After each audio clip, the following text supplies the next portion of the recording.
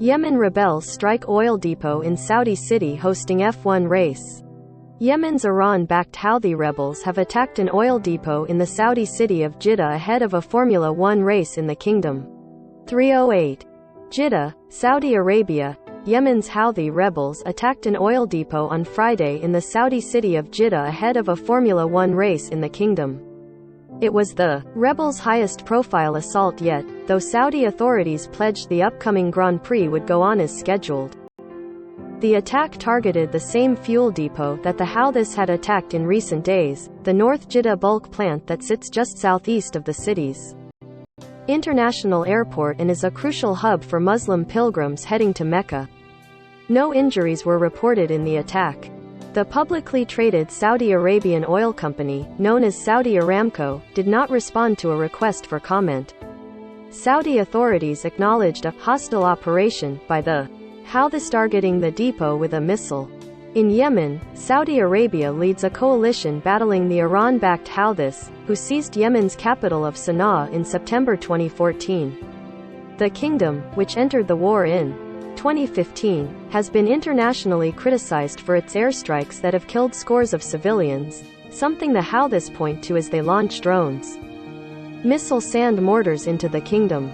Brigadier General Turki al-Malki, a spokesman for the Saudi-led coalition, said the fire damaged 2 tanks and was put out without injuries.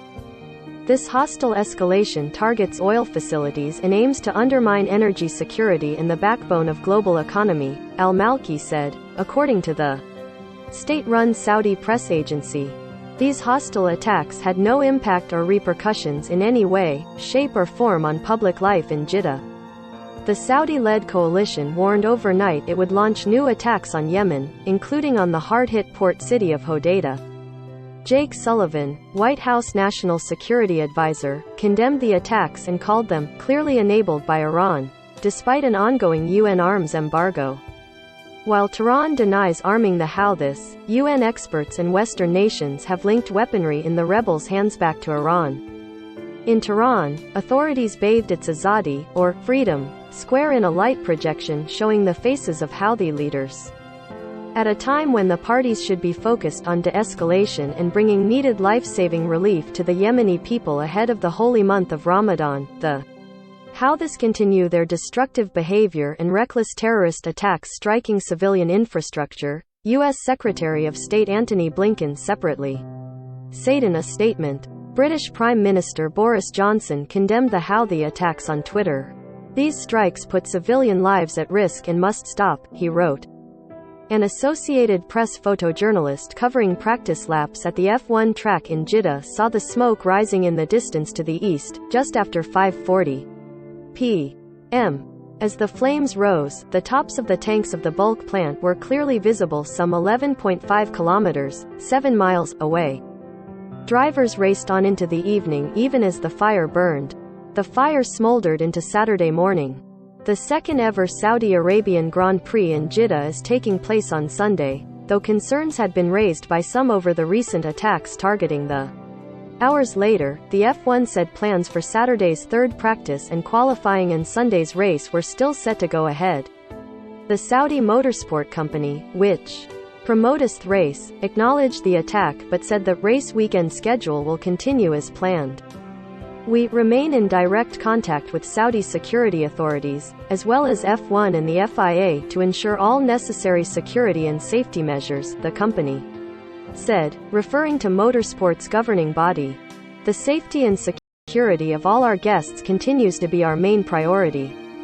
The Al Masirah satellite news channel run by Yemen's Houthi rebels later claimed they had attacked an Aramco facility in Jeddah, along with other targets in Riyadh and elsewhere.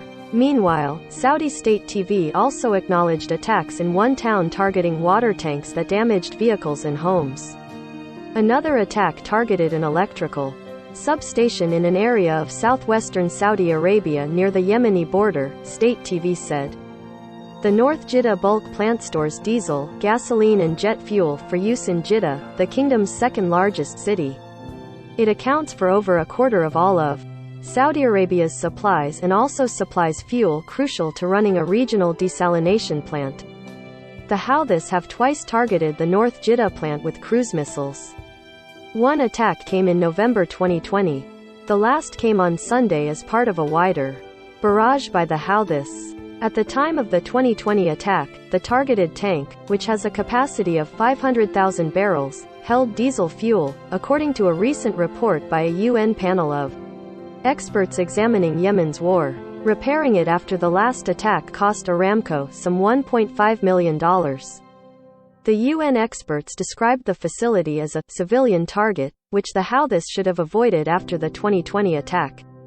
While the facility also supplies the Saudi military with petroleum products, it is mostly supplying civilian customers, the panel said.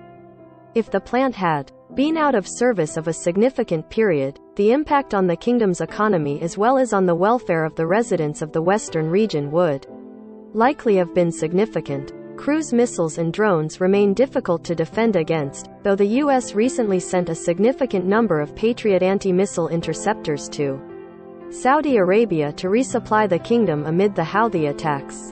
In September, the AP reported that the U.S. had removed its own Patriot and THAAD defense systems from Prince Sultan Air Base outside of Riyadh. The attacks have renewed questions about the kingdom's ability to defend itself from Houthi fire as a years-long war in the Arab world's poorest country. Ragasson with no end in sight. It also comes as Saudi Arabia issued an unusually stark warning that it is unable to guarantee its oil production won't be affected by further attacks, which could push global energy prices even higher amid Russia's war on Ukraine. Benchmark Brent crude prices rose above $120 a barrel in trading Friday. Gambrel reported from Dubai, United Arab Emirates. Associated Press writer Malik Harb in Dubai contributed to this report.